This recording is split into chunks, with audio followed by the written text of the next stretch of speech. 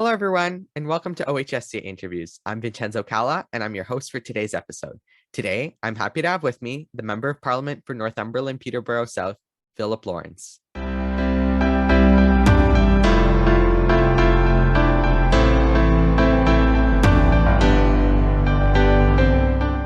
Philip was first elected in the 2019 election and was re-elected in 2021.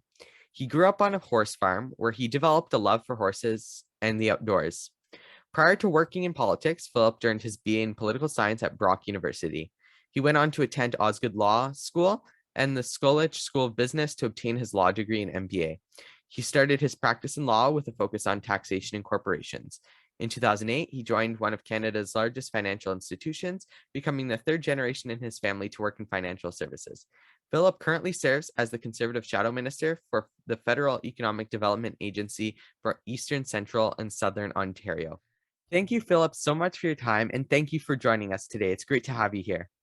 It's great to be here. So we're going to start off the question and answer segment. All of these questions come from the members of our high school team. So the first question is one that sometimes I like to ask people along the lines of this. I want to ask you, since being elected in 2019, what are some important lessons that you have learned as an MP since then? Yeah, I mean it's been really a it's been drinking water to a fire hose. There's no doubt about that. There's a tremendous amount to learn in addition to the substance, but also just all the procedure that is critical to making the House of Commons run.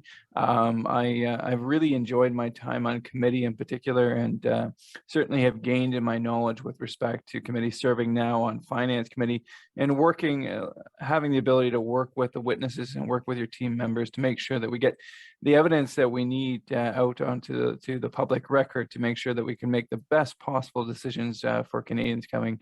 I've also just been incredibly honored and privileged to have been part of the members of Parliament during the time of COVID, and have seen people really come together. It's been amazing, and now looking forward to, as we come out of the pandemic, a new level of hopefully prosperity and economic growth for our country. Well, definitely. And those are two very big things, obviously. I mean, over the past couple of weeks, I've been sort of putting a focus with my guests on committee work, talking about that behind the scenes work in the House. And also, I'm sure just working through COVID, it's something that's never been seen like this on this scale, where like you've switched to hybrid, and that's a whole other story on its own. But definitely a big learning journey for you over these past few years since you've been elected. So we're going to go into the second question, which talks about your shadow cabinet role. So I want to ask you, what is your role as the shadow minister for Federal Economic Development Agency for Eastern, Central, and Southern Ontario? And maybe just explain some of what you do in that role. Yeah, thank you very much. And so there are a myriad of facets to economic development in Canada. And so as the shadow cabinet minister or the critic, it's my job to review those programs and to see what we can be doing better for our country, to make sure that we're giving our job creators, our wealth creators, the best possible path to success, and to make sure that we are putting in place the conditions precedent for their success. And quite frankly, there's a fair bit of work to be done on the economic development front.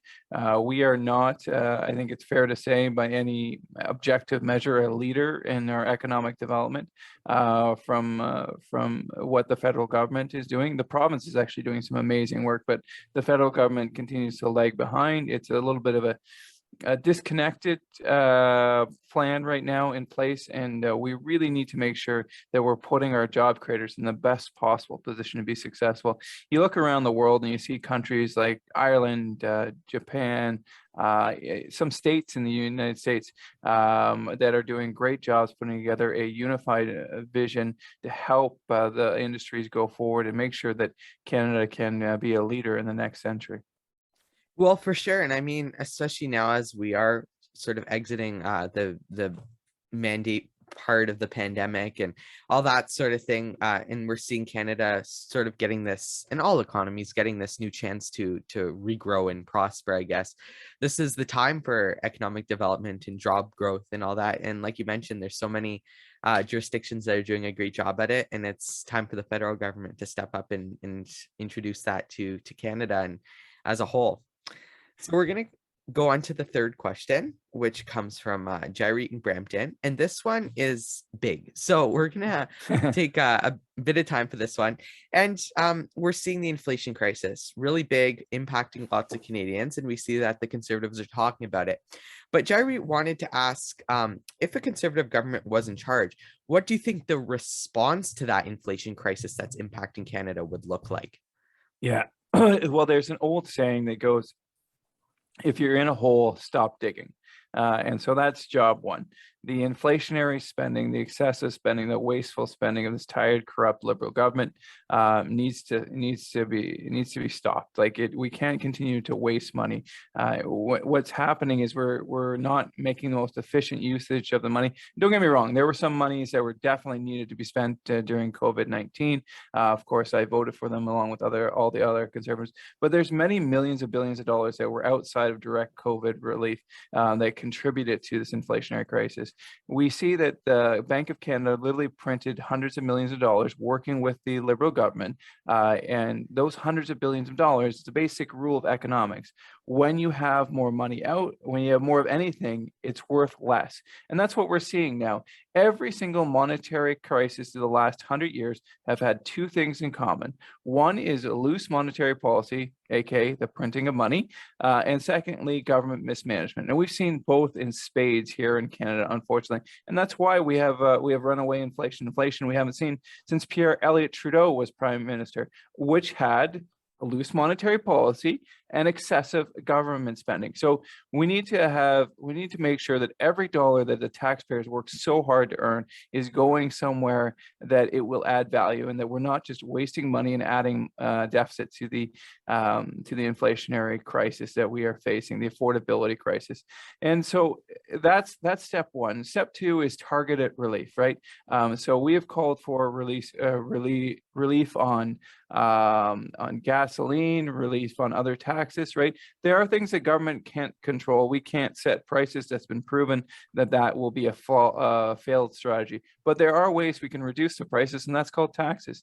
Every Canadian works till about, or most Canadians work till about August, just to pay their taxes every year. Why not reduce our take as government in order to make it a little bit easier for Canadians to get? So targeted tax relief is a second part of it. Third is an overlining vision to get the economy back growing. Economic growth is really the miracle cure for the economy. It is the financial elixir that will solve just about any economic problem. You have an unemployment issue, economic growth. You have an inflation problem, economic growth. You have a poverty problem, economic growth. Economic growth is the magic elixir that can bring the Canadian economy back to where we want it, which is low unemployment, high wage growth, low inflation. Well, all really solid points there. I mean, there seems to be a disconnect right now between the government and everyday Canadians. Everyday Canadians are paying extraordinary amounts for gasoline, for food, for housing, and for so many things. And there is just so much that can be done. And those are all ideas on stuff that can be done to help Canadians every day. So we're going to go on to the fourth question, which which focuses on your riding. So I wanted to ask you, what is it like to represent a largely rural riding in the House of Commons, and how does that impact the decisions you make? Yeah, you're right. We are largely rural and proud of it. So we've got a large population of farmers. Agriculture is either the one or two top industries in our riding. I live out in the country. I live in a community of 1,000 people, a massive metropolis there. And I'm proud to own 47 acres there, and so all my neighbors are farmers, it's great because I mean, farmers are really the backbones of our community. They are the strength of our economy. They are literally what allow us to eat every day.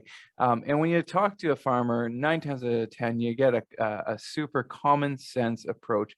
And being in Ottawa, where common sense is not so common, coming back to Northumberland, Peterborough South, and being enveloped in that wonderful common sense approach there's no greater feeling than heading back every Sunday night from Ottawa to my loving family and to the wonderful community of which I'm privileged and honored to represent. Well, I mean, your riding, actually, when we had the MPP for Northumberland, Peterborough South on David Piccini on, we had him on last year, and we talked about the riding, and he was saying like when he was campaigning, it's like the size of Belgium or something like that. So really big place and lots of, like you said, lots of farmers, lots of hardworking Canadians out there, and it's important that they have a voice in Ottawa. Yeah, absolutely. And it's my job to be their voice, right? Every day or every Sunday night when I'm heading back to Ottawa, I am trying to bring some of that common sense back to Ottawa that is so rich in Northumberland, Peterborough South, and so missing oftentimes in Ottawa. For sure. And we're going to go into the last part, which is called Advice for the Next Generation, where we talk about youth involvement in politics and more. And we like to ask this to all of our guests who come on the show. So I wanted to ask you, what should young high school conservatives do in order to get more politically active? And one piece of advice that you would like to give them? Yeah, for sure. So the first thing is I would really recommend when you're young, build your core beliefs, right? So it's challenging. It can be hard to go through politics. There will be losses, even if you're just participating as a volunteer, much less if you decide to make a career of it. But it can be hard and challenging, and this world can be a difficult place. But if you've got those core beliefs, if you've got that understanding of who you are and what you want to accomplish and what you want to impart on the world, almost anything is bearable. And that core belief is what will get you to success. And often, unfortunately, as we are distracted by this and that and demagoguery, you see people sort of lose their way, right? But if when you're young, you can really cement that core belief that you can understand that the heart of Canada is Canadians, that freedom is absolutely critical. It is who we are as a nation. If you're able to really steal those beliefs while you're young, that will do you well for the rest of your life. And you know what? If you've got those beliefs, you'll remain passionate for the rest of your life, and you'll find a way to be evolved, and you'll find a way to be the change you want to see in the world.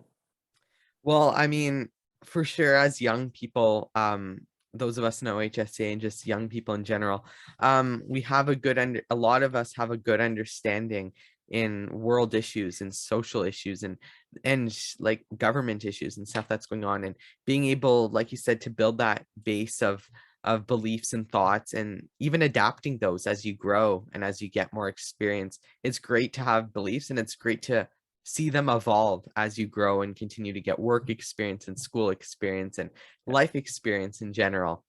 Yeah, So read the greats too. Like, I'm a political philosophy nerd, but like from Socrates to economists like Walter Williams and Thomas Sowell, read the greats, Milton Friedman. Read it, understand it, know it, because it's one thing to be passionate about something. It's another thing to be an expert about it, right? So, and I'll take being an expert over just blind passion any day, right? So. for sure, and getting to read the greats and understand even more, I think it was Dr. Seuss who said the more that you read, the more that you know. So that goes for anything. It goes for politics. It goes for anything. So thank you, Philip, so much for your time today. We really appreciate you being with us. And thank you so much. And we wish you well in the future. Thanks for joining us. Thank you so much for having me. Really appreciate it. Thank you. And that is it. We hope you enjoyed today's interview. You can look for more videos coming soon. Make sure to follow our Twitter, Instagram, Facebook, and TikTok accounts at Ontario HS Cons for more info about our next interview and for more great content. Make sure to look at our website, ontariohsconservatives.org, to learn more about us, see our projects, and for more great content. YouTube viewers, make sure to like this video, subscribe to our channel, and click the notification bell so you never miss a video. For our podcast listeners, make sure to follow us and stay updated with new episodes. We hope to see you all soon. Thanks for joining us today.